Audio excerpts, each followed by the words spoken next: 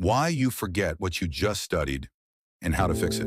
Have you ever studied for hours, only to sit in front of your test and realize you can't remember a single thing you read?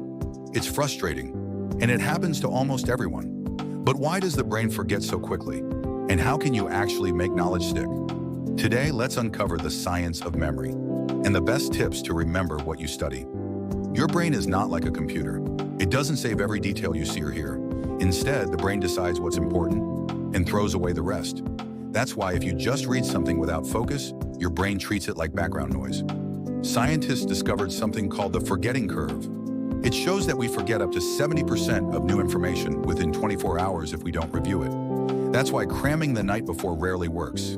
Your brain just can't hold on to it all. So how do we beat forgetting? The first method is spaced repetition. Instead of reading everything once, review the material multiple times. 1 day later, 3 days later, then a week later.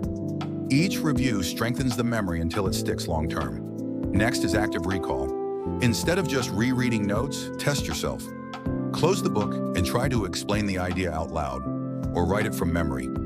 This forces your brain to work harder, which makes the memory stronger. One of the best ways to remember something is to teach it. When you explain an idea to someone else, you organize the information better in your own mind. That's why teachers often know their subject so well. Teaching is learning twice. And here's something many ignore: sleep.